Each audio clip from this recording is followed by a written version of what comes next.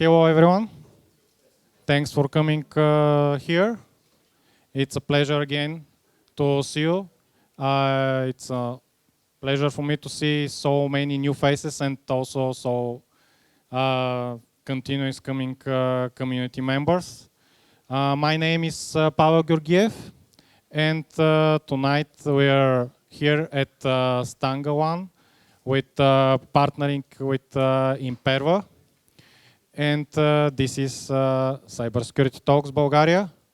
For you, if you are first time on Cyber Security Talks, a few words about the initiative, about the events. These are monthly events related to cybersecurity, and they're taking place in second Tuesday of every month, and this is since May this year, and that's all.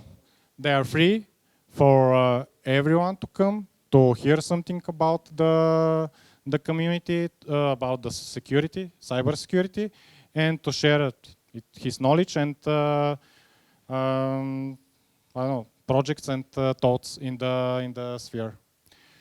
Who can come and attend this of the events? You can see almost everyone, from the government to the business to the community members, enthusiasts, students, school guys, and everyone. Everyone is welcome to come to the event. Few numbers about the events. This is the 6th in a row with 2 months of holidays during the summer, but for previous five, we have 640 plus visitors, 21 speakers and panelists in the discussions, and also 13 topics. This is the agenda for today. First, we'll start with this, what you're hearing at the moment, my voice. Then we're going to have some keynotes from our partners of Imperva. Shiri, Sam will have a few words to you. Then Jonathan Azaria from Imperva also will talk about the DDoS, very trend and very, how to say, actual topic at the moment with all these attacks that we are suffering last month from Killnet. And after a short break, we'll have Dancho Danchev here to speak about OSINT and threat intelligence. I'm sure he is going to tell us some stories about his experience in the sphere. We also have a Slido channel. I encourage you to stand up at the Q&A, to ask the lecturers, the presenters, questions that you have. But if you want, you can post your questions in the Slido channel as usual, and I'm going to ask them. If you have a problem with asking questions, if you're struggling with English, you can ask your question in Bulgarian. I'll try to translate it. And that's all for now. Let's start with our partners of Imperva.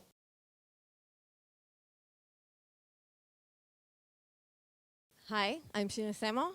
I lead the development team of Cloud WAF Management at Imperva. I'm very excited to be here, and also a little bit nervous. So, Imperva is a leader in the cybersecurity domain. We provide complete security solutions from network through applications and data security. What we do is help organizations implement and sustain their privacy and security policies and actually comply with different security standards. Our products have been recognized as best in breed. We've won numerous awards and recognitions. This is something that we're very proud of, and we work very hard on maintaining. We've also been repeatedly marked by Gartner magazine as a leader in their Magic Quadrant in different security fields. We protect some of the world's most critical workload. Our customers are some of the biggest companies in the world. This includes tech companies, commercial banks, global financial service companies, and government agencies. And they all use Imperva to protect their most valuable online assets. The increasing use of microservices architecture and open source software has also significantly increased the application's attack surface. That makes applications much more vulnerable, and it's our job to keep them safe, even in this challenging terrain. You can see the numbers here taken from a Forrester report, looking at about 1,500 cases. On average, 70% of all running software was open source. 50% of the containers had some sort of high or severe vulnerabilities, and more than half of the companies took longer than a week to fix a single API vulnerability. To do our complicated mission in this situation, we have a global network of 50 distributed data centers, all DDoS resilient and strategically located to answer user demand. Our POPs can actually accelerate response time and mitigate DDoS in under 3 seconds. You can see here, it is all done with very little latency and with virtually no downtime. We have a global team of about 1,800 employees worldwide, including a development center in the US, where the headquarters is, in Israel, where I come from, and also in India. And now we are opening our new development team here in Sofia, which we are very excited about. So thank you. If you like what you've heard and you want to hear more about it and maybe take a part in it, we'll be more than happy to hear from you. Thanks.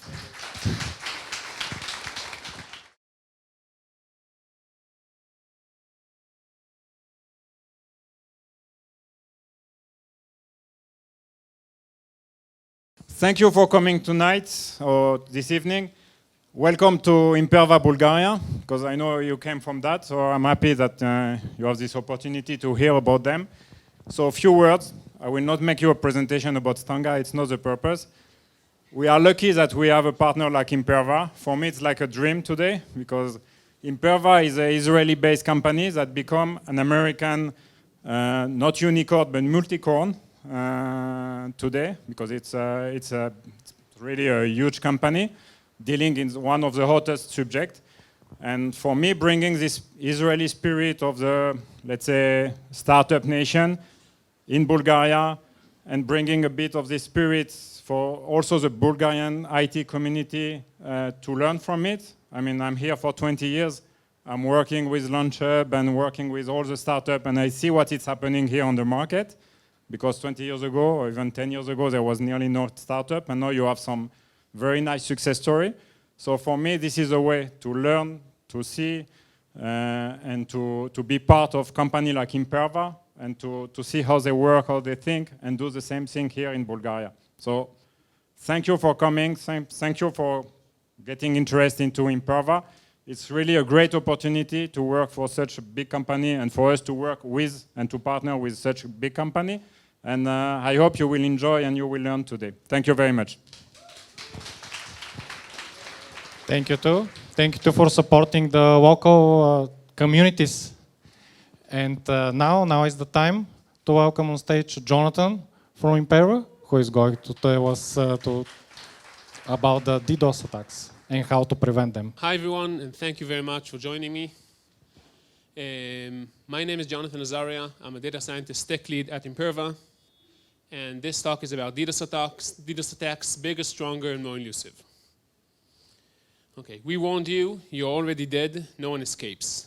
Now this might sound like something from some horror film, but this is reality for many customers, many companies. You see, this is part of a ransom note sent to companies threatening them. If you don't pay up, we're going to attack you with ransom DDoS. We're going to hit you with DDoS, and if you don't pay up, we're going to down your services. Okay, but let's cycle back a bit. Okay, what is DDoS and why is it so scary?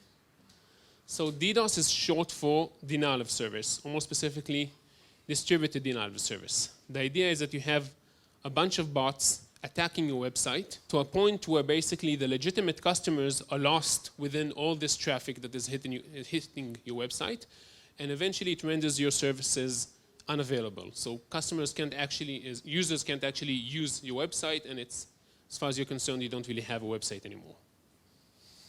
Okay, let's use a more specific example to kind of explain what is DDoS.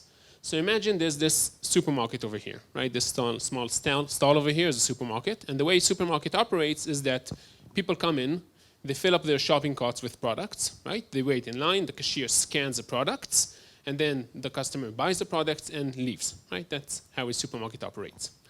Now, in our case, a mall opened nearby, and that mall wanted to run this supermarket out of business. So this mall hired a bunch of goons that will go into the supermarket and fill up some shopping carts with products, get in line, wait, let the cashier scan the products, and then just get up and leave.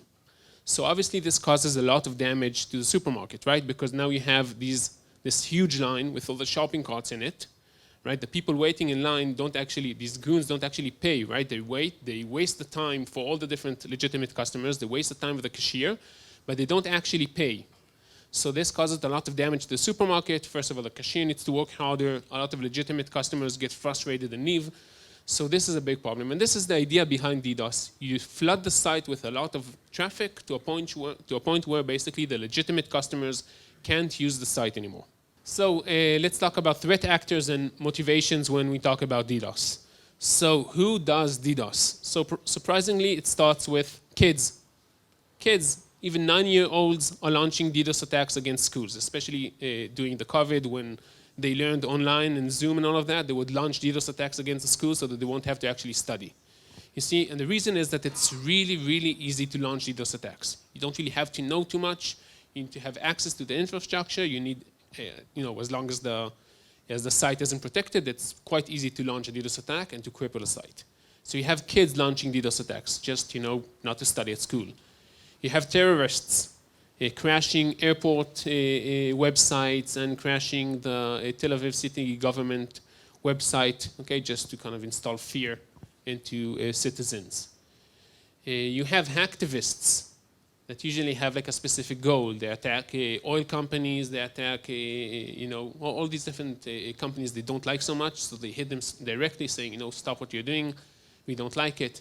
In this case, you can see over here, it's a bit difficult to read, but it says this organization is illegal gambling, must be closed, otherwise fight to the end justice. So in this case, they just really didn't like that this site is running gambling, so they hit it with a DDoS attack. Let's go forward. Political motivation, the invasion of Ukraine, right? Once it was invaded, during the invasion itself, Russia hit Ukraine with DDoS attacks in order to cripple infrastructures. And it goes to the other way around. Also, Russia was hit by DDoS attacks to do the same thing, to kind of just some type of a cyber warfare. And one of the classic examples of DDoS is just business competition. You have a website that sells something, your competitor sells the same thing. If you crash his website, they'll come over and buy from you, right? Because only two big websites in the market. So in this case, you can see how a DDoS attack was launched against specifically a darknet market in this case. But again, you launch it against your competitors so that the traffic will come to you. Law enforcement also uses DDoS attacks. You have cyber criminal platforms that are really unreachable. You can't really reach them using the current justice system because they're hosted where. So in some cases, law enforcement actually crashes these sites using DDoS and other cyber attacks. And finally, we have for-profit. So for-profit goes both ways. One option is that you have this big infrastructure for DDoS. You have a bunch of bots, you have a bunch of computers you compromise, and you can launch DDoS attacks if you want to. Now, you can either rent out this botnet, you can rent out this infrastructure for DDoS, someone will pay you a fee, and he'll be able to use it to attack whoever he wants. That's one option. The other option, as we mentioned in the beginning of this talk, is ransom DDoS. Okay, so What is ransom DDoS? Basically, it's a robbery. You extort money by threatening with a DDoS attack. So some actor or some person approaches a company and says, pay up or else you're going to be hit by a DDoS attack. Now, there are some known threat actors that launch these attacks. Usually, some of the known ones are Fancy Bear, Fancy Lazarus, Lizard Squad, and some other groups. And usually when someone gets a ransom note, they tell him, we are this group, pay up, but also someone can impersonate these groups, right? There's no real way to know if it's actually this threat actor that is talking to you or just some kid from whatever, right? But usually there are some groups that are well known for these type of stuff. Okay, so how does this actually unfold? What does a ransom DDoS workflow look like? Stage one is the note. You're a company and you receive a ransom note. And the ransom note usually includes the payment, how much do they want you to pay, where do they want you to pay it to? Usually they use Bitcoin, so they'll give you an address of a wallet, and they'll give you the attack time frames. They'll tell you, look, we're going to attack in 5 days, 10 days, 20 days. They don't just tell you pay up or else. They tell you exactly when they're going to attack. So let's look at such an example. This is a ransom note, a real ransom note sent to a customer. So let's start. We have a date, 1st of June 2022. That's when the letter was sent. And they identify themselves. They say, we are Fancy Lazarus. Okay, we are this big bad hacker group, be scared. Then they tell you, look, we're gonna attack you on 6th of June, Monday. They give you exact dates. They're not scared that you're gonna mitigate it. They tell you this is when we're gonna attack. Then they say, look, we know you're protected, but we can't bypass Encapsula. Encapsula is Imperva's previous name. CloudWrap in the previous name, so they say they can bypass us. That's not true, but that's what they said anyway. They tell you, we know, at least they let you know that they know that you're protected, they know something about you. And they say, look, all you have to pay is half a Bitcoin, which is $11,000, not that much.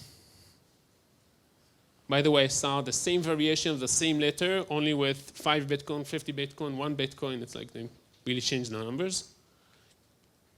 And they give you the address. They tell you, look, following Bitcoin address is as follows.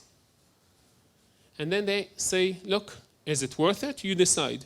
You have a choice. We threatened you. Do whatever you want. You can decide. So this is stage one. Stage two is a demonstration.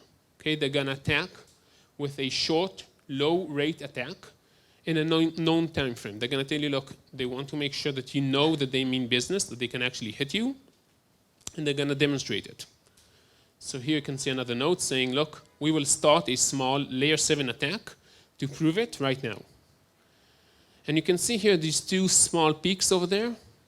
This is the demonstration attack. They said they're going to start now, and they start now, and they launch a small DDoS attack to make us know that, to make the customer know that they can actually, that they have this capability, that they can actually launch a DDoS attack. Now, after they did all of that, they wait a bit, and then before the date of the attack arrives, they have like this letter with the last chance payment. Okay, they want to remind you, look, the deadline is coming soon, pay up or else. And you can see here an example. Here they tell you, look, now that we have proven who we are, you know that we are this group, you know that we can attack you, you know all this about us. And here they say, like we do with bandwidth. So what do they mean over here? They're not talking about network bandwidth. They're talking about bandwidth.com that was hit by a DDoS attack that cost them nearly $12 million. So they say, look, if you don't end up like them, pay the fee. The fee is just, to say, hey, half of Bitcoin or 1 Bitcoin, is it worth it? They were hit, it cost them $12 million. We just want this $11,000 or $22,000. Think about it. And finally, you have the attack itself. Here you can see an example. You can see this error over here. This is the demonstration. This really small, can I open? You can see here. This really small peak over here. This was the demonstration. And then this is the attack itself. You can see it hit almost 1 terabit per second, which is pretty big. Okay, so let's kind of overview this whole thing, go over it again. So stage 1. You get a ransom note, nothing happens. Stage 2, this is the demonstration. You can see 2 different demonstrations. Stage 3, this is the last chance payment. And then they start hitting with DDoS. Now in this case, this customer over here didn't pay. This person over here didn't pay. And they sent him this. They told him, look, we warned you. You are on our blacklist. Even if it takes the entire 2022, we will not stop to hunt you. You already did. Basically, it's a threat. They say, look, just because you endured the first few attacks doesn't mean we're going to stop. We're going to keep on hitting you over and over again until you eventually pay up. Now, obviously, this threat is kind of, when you think about it, it costs them money to launch these attacks. If they hit this site with a DDoS attack, they can't hit another site with a DDoS attack. So you need to think if they actually mean it. But the idea is quite simple. They try as much as they can to scare you into paying. When you talk about DDoS for hire, the answer is already over here, but who guesses how much money do you need to launch a DDoS for hire attack? Anyone? $10. Why do you need only $10? Well, any one of you can go into Google and search DDoS attack tool online, and you'll find a bunch of attack tools in Google. You don't have to go into Darknet. You don't have to activate Tor. You don't have to do any funny business. Search in Google DDoS for hire, and you'll find a bunch of online tools. Okay? And this is just an example of such a tool. And you can see here that this basic... Yeah, educational purposes, don't do it. This is very bad. Do not do it. Yeah, of course, yeah. Sorry. And we're not selling any of these services also. So you can see here that the cheapest tool costs $10. And you can't really read over here, but this is basically what they offer you. So this is like unlimited attacks, but only small attacks. This is bigger attacks and bigger and bigger and bigger, then like advanced features like bypassing and special types of attacks and whatnot. But the basic feature, which launches I think like I don't know, 10 or 20 gigabits per second, which isn't that small, costs just $10. Okay, $10 a month, not $10 per attack, $10 a month, okay? And unlimited attacks. It's really, really cheap. Obviously, the people behind this are crooks, and they won't really, it will work and stop working, and don't really have support, but it will work for a few times. Okay, so we talked about DDoS. Now let's talk about stopping DDoS attacks. So how? Well, one of the basic ways is, first of all, to detect and then to mitigate. So how do you detect? What's the classic ways to detect the DDoS attacks? Well, first of all, you have rules. Rules are quite simple. You say something like, if the traffic comes from a country I don't expect traffic to come from, I'll see that as a DDoS attack or as something malicious. If the traffic comes from a bot or something like that, if the traffic doesn't come from a browser and so on and so forth, you can set some simple rules that say, this is a DDoS attack. That's the first one. This is rules. Then you have a threshold. Threshold is a simple mechanism, and you say, look, we expect to see 100 megabits per second in this site. If we see anything more than that, it's probably an attack. And finally, you have anomaly detection. Anomaly detection is a bit more complex. This is where you basically create some sort of a baseline for your website. You say, this is what the normal behavior of the website is. And if I see any deviation from that baseline, I will consider it to be a DDoS attack. Now, obviously, this is a bit more complex, but that's the general idea. Now, once you detect the DDoS attack, you need to actually mitigate it, because just saying there's a DDoS attack, that's nice, but you want to actually stop the attack. So how do you mitigate it? Well, two well-known ways. One option is just to block the attack. You think that something is an attack, so you just null route it. The other option is to use some sort of a challenge. If you expect, let's say, only humans to access your website, so you can try JavaScript challenge, and if bots usually can't run JavaScript, and this is like a good way to block bots from accessing your website and reducing false positives. So the two ways are to block and to challenge. If this is the traffic over here, so how do we determine what is the best threshold? Well, I like to use a cup. What do you mean by that? Well, think about your traffic as a cup.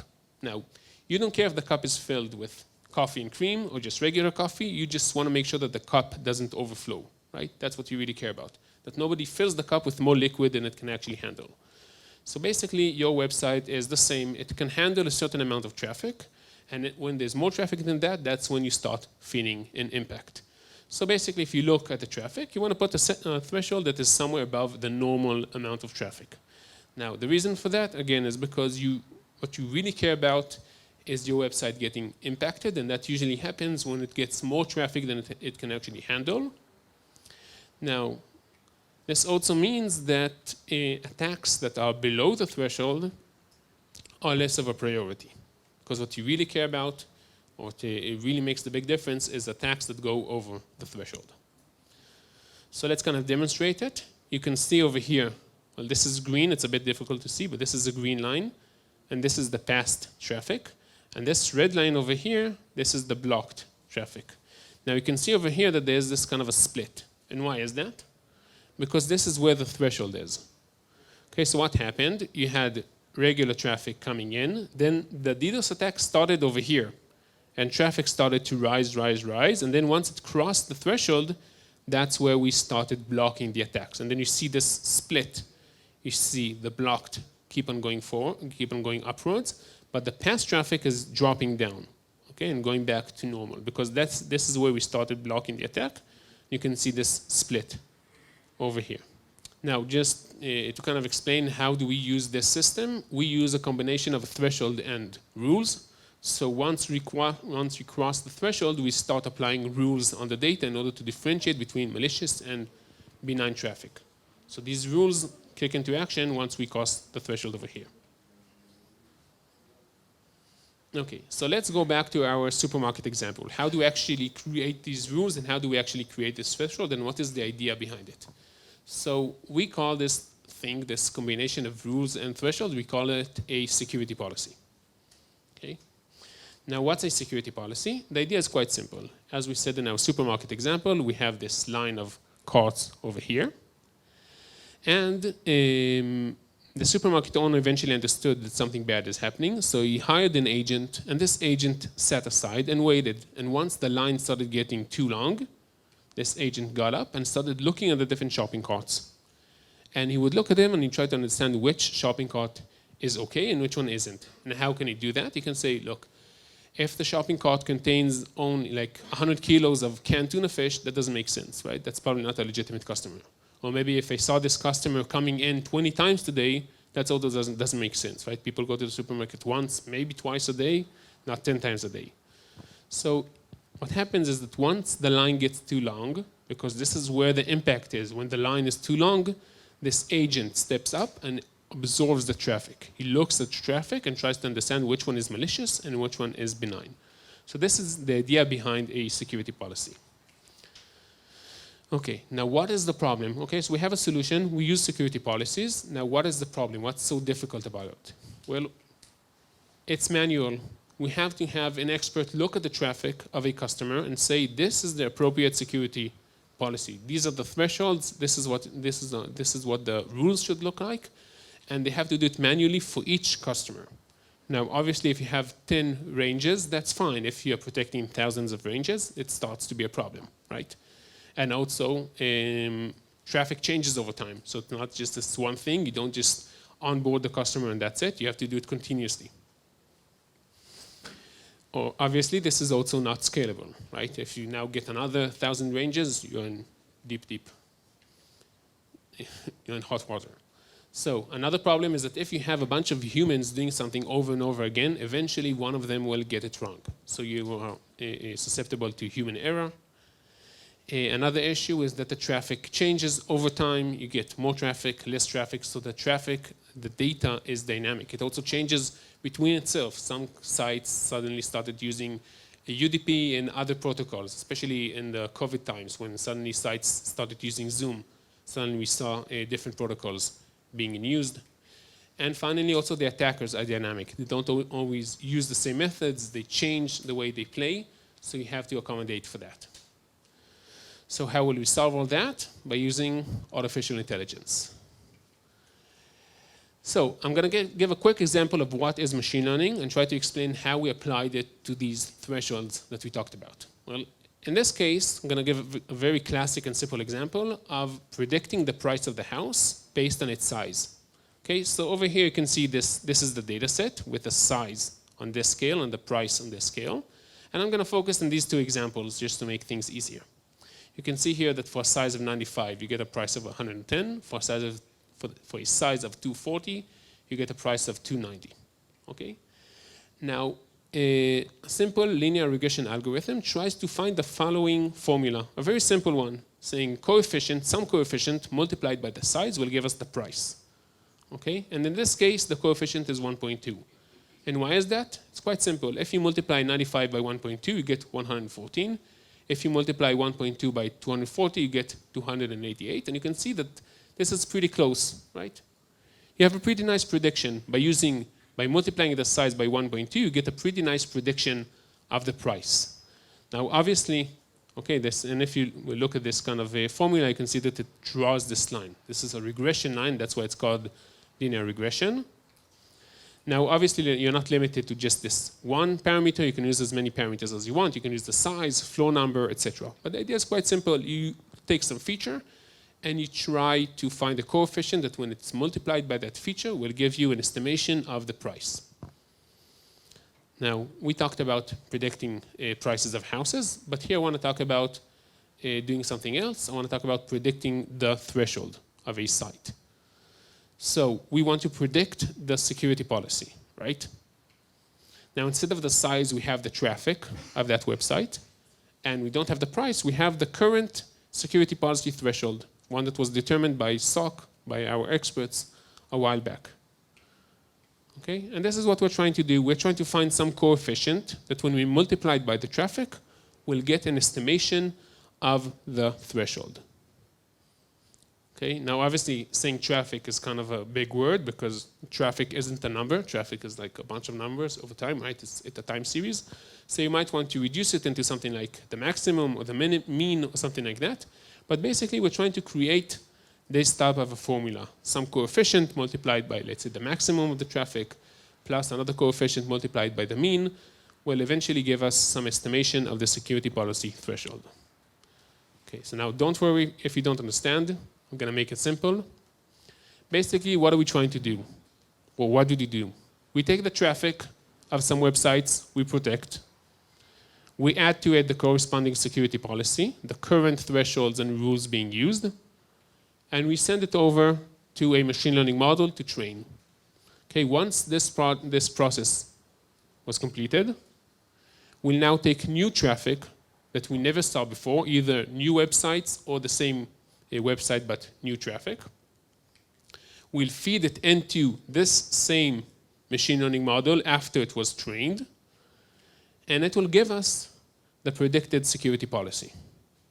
Okay, now this is something that we did. This is something that is currently running in production, and this way we are able to update the security policies of many, many, many sites, okay, much faster, much quicker, and way more accurate than before.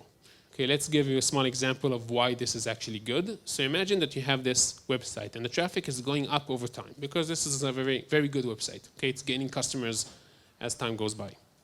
So now, imagine that you would just have this slice of traffic to look at when you want to create the base, you want to create the threshold. You will obviously create this type of a line, right? You want to say, okay, I want to create a line that is higher than this piece of traffic over here.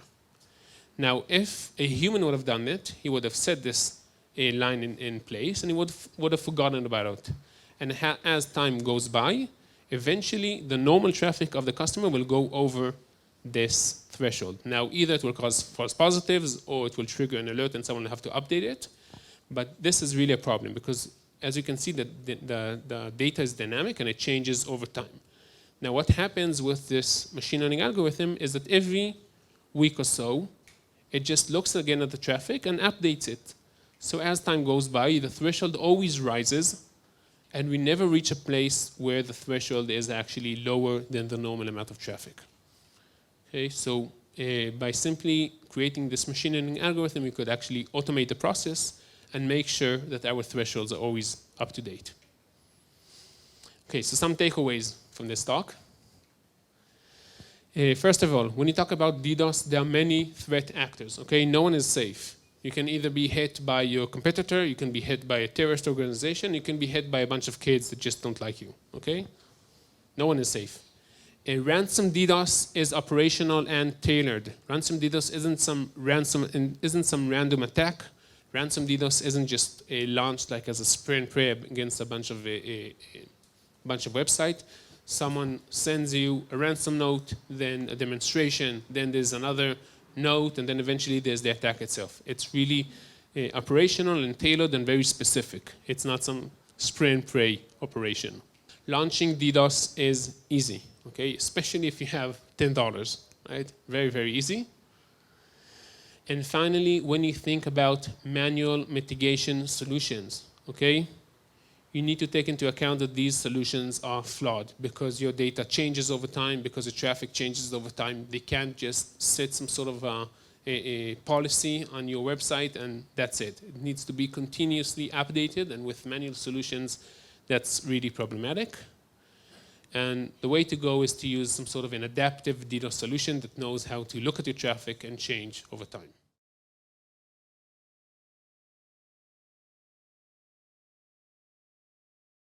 Hello everyone. My name is Dancho Danchev. I'm an internationally recognized cybercrime researcher, security blogger, and threat intelligence analyst. I've been doing active cybercrime research since 2007 when I originally launched my personal blog, which is easily considered one of the security industry's leading security publications with over 5.6 million page views. You can easily check the blog which I've enlisted here. Okay, so here's a sample table of contents regarding this presentation in terms of the topics that I'll walk you through. For instance, who am I? A brief introduction into who am I and what I've been up to during the years and how it all began and what I'm up to in terms of cyber security research, cybercrime research, and threat intelligence gathering, past achievements. A brief introduction into some of my achievements, which include the JCHN award for the best blog at ZDNet, which is the zero-day blog. Current achievements, a brief introduction into some of my current achievements, which include the management of the infamous Astra Vista Box SCAP project, where I'm currently running a popular security project, how I got involved in OSINT, how I got involved in cybercrime research, and how I got involved in threat intelligence. So who am I? I've been an independent contractor since 2007, working under NDAs, which stands for non-disclosure agreements. Long story short, I work on some pretty interesting and sensitive job positions. Unfortunately, I cannot disclose the company that I work for and the type of job that I work for, which stands for Cyber Security Research. I maintain my personal blog, which is called Dancho Danchev's blog, which is one of the most popular security blogs in the world with 5.6 million page views since December 2005 and 1,256 articles and millions of readers across the globe. I used to be managing director at the infamous AstraVista.com during 2002-2006, where I was responsible for content in security news and the production of a monthly security newsletter, where I was responsible for interviewing various people from the scene in the security industry and things like that. I was also a security blogger for ZDNet for a period of 4 years, where I won a popular award. I was also a security blogger for 2 years at Webrook, where I presented at InfoSec 2012, and I'm currently running a project on the infamous Astra Vista Box SCAP project, which is part of the Box SCAP franchise. Okay, some of my previous presentation experience includes I've presented with the HoneyNet project on the topic Intel on the criminal underground who's who in cybercrime for 2007. I also exposed the dynamic money recruitment ecosystem, which is quite an important presentation. I also gave a presentation at RSA Europe 2012 on the topic cyber jihad versus cyber terrorism, separating hype from reality. And I also gave the keynote at CyberCamp 2016 in Spain on the topic exposing Coopface, the world's largest botnet. Here are some comments and recommendations from colleagues. I can easily begin with Len Spissen, who is a well-recognized figure in the information security world, who basically says that I have my pulse on the cyber criminal community, and he can think of a few people who have the understanding when it comes to cyber intelligence, understanding of the cyber threat. My next recommendations come from a colleague whose name is Jacques Erasmus, who used to work with me while I was working with Webroot. And the next recommendation comes from Jeffrey Carr, who is also referencing me, considering he's one of the best and most insightful researchers working in InfoSec today. One of my next recommendations is from Günther Oman, who is a well-known colleague of mine, who also recommends me highly enough. The other recommendation is from Kevin Townsend, who recommends me in the context of saying that I was maintaining I was participating in one of the rubrics on his website when I was fresh out of college, and I was already possessing quite a lot of decent information security experience. And the last recommendation is from a very good friend of mine whose name is Yart Armin, who is very deep into cybercrime research, and he recommends me as well. Here are some of the mainstream news articles referencing my research during the year 2008. These are mainstream news articles referencing my research, such as, for instance, SC Magazine, PC World, Computer World, and any other major publications. So whenever I publish some of my research, these mainstream news media publications easily quote me, and they write an article about my research. So here are some of the articles that reference me during 2008. Here are some of the articles that referenced me in 2010, 2011. Here are some other articles that referenced my research during 2012. These are all exclusively mainstream news articles on popular information security news websites. Here are some additional articles that reference my research during 2013.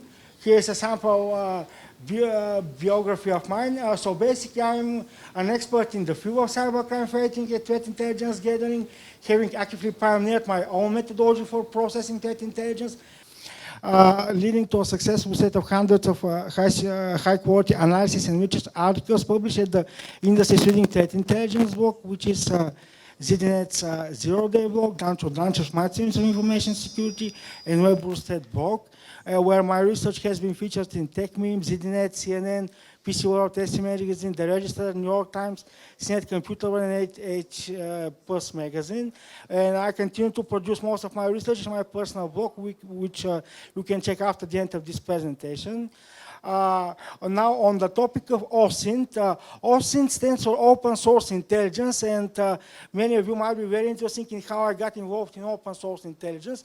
Open source intelligence is the use and the process and the utilization of publicly obtainable information, on the process of publicly obtainable information for the process of using this information to come up with proper decision-making, research and analysis. And one of the most important things that got me involved into open source intelligence back in 2007 was a famous quote by President Nixon on the CIA. What use are these people over there at the CIA? They got 40,000 people over there reading newspapers. And what's important to find out about this particular podcast, the newspapers they read actually lead to some quite sophisticated and advanced decision making on behalf of national state leaders across the world, in particular the United States of America, such as, for instance, I've also tried to establish the foundations for on the topic of how I got involved into cybercrime research, and here is an emphasis on the current situation. For the time being, there is a lack of big impact making disruptive individuals in cyber attack and cyber campaign analysis and attribution, which prompts for a change to happen in the context of a one-man operation in the field.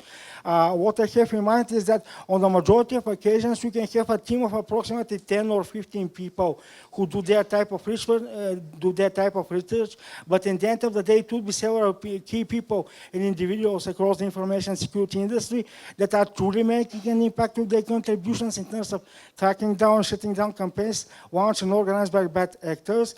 What do I mean by referring to as an expert? It means that this is a daily coordination of cyber attack analysis and takedown activities. What do I mean by referring to as a leader? It means international dominance over cyber attack exposure and attribution. And technical, it means hands-on technical experience in cyber attack attribution.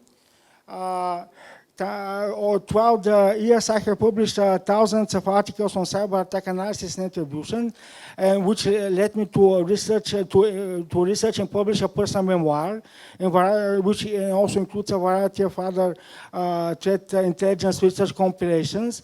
You can easily find my memoir in both Bulgarian and English. The Bulgarian version of the memoir also includes an audio book, which is made available online for free. In the second photo, you can see this is one of my, this is a very good friend. His name is Jeffrey Carr. This is a slide from one of his presentations where he's busy working on an important company back in the US. And he's basically enlisted all the competition that his company is facing. As you can see, I'm the only individual listed as a competition in terms of cyber attack analysis and cybersecurity research, and the rest are just companies. And as you can see in the last screenshot, on the majority of occasions, I also make the news in the malicious software releases courtesy of the bad guys. As you can see here, this is my personal photo. This is which is embedded in the official Phoenix web malware exploitation kit in the actual server, which means that every time a cyber criminal uses it, they will be seeing my personal photo. This is courtesy of them as an appreciation for all the research I've been doing against them one way or another. Here's a brief introduction. Who am I? I already did that. I made a small presentation. In terms of open source intelligence, also known as OSINT, I have a saying that everything that can be found has already been found somewhere online, which means that the information that you're looking for is not scarce. It's publicly available. Someone out there has already found that information, enriched it, and used it for various other purposes, which could be nation-state decision-making or cyber attack attribution. In terms of cybercrime research, I am one of the world's leading experts in the field of cybercrime fighting on the web since 2007. And in terms of threat intelligence, I have participated in a top-secret GCHQ government program called Love the Host to monitor hackers online, which you can easily find out by going to Edward Snowden's archive and looking for my old Twitter profile. Here is a brief introduction into what is OSINT, open source intelligence. It's a process of using publicly obtainable information for the purpose of enriching this information and ending up with a proper decision-making process. This also includes cyber attack attribution, as you can see in the second screenshot.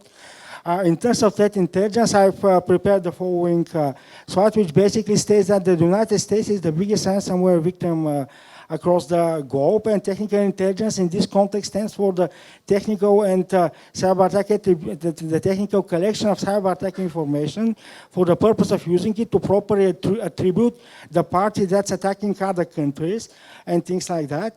In terms of Russia, remains the world's largest and most sophisticated hotbed for cybercrime activity globally. I've also decided to include China and basically describe it as an emerging cyber power that's also capable of launching sophisticated cyber espionage campaigns.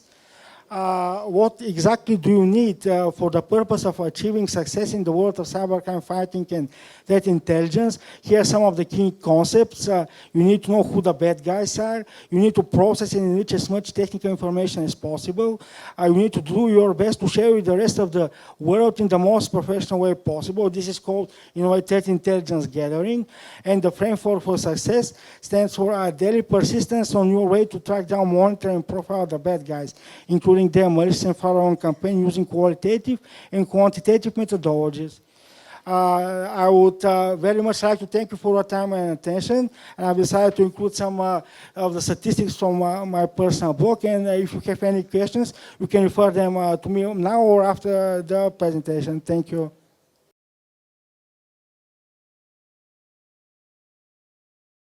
First, I want to thank to our hosts and partners from Stanga and at Imperva again for hosting this event, for supporting Bulgarian community, and then I want to thank all of you for being here, for making these events possible, because they are made for you. My final things final thoughts as usual are some things that are in front of the Cyber Security Talks Bulgaria, some things that are going to be done. And this is the next event. I want to invite you on it. It is going to be on 13th of December. This will be the first event on 2 places, 2 hosts. The host will be digital and will be in their office in, as we are here in Stanga, we are going to be in the office in Sofia and also in their office in Burgas. That means all the cyber enthusiasts and professionals from Burgas can go there and to hear what they can see there. And one thing which is which is I'm pretty excited to share with you. At the beginning of the next year, we're going to have a cyber kickoff party, and Cyber Security Talks are going to become a partner and part of one big family called Cyber Club. And on 10th of January, please remember this date. Follow all the channels of Cyber Security Talks and the website to see update information about this. But on this event, we're going to speak about communities and communities only, and how they can act in the cybersecurity, on not only cybersecurity environment in the country. Cyber Security Talks also with Isaka are going to become members and partners of Cyber Club. And if you come here on this event, you will understand what is Cyber Club, and this is going to be a very, very, very interesting event. You're welcome. And this is for me. Again, thank you everybody to be here, and please enjoy the cocktail at the end of the event. Have a nice evening. Thank you.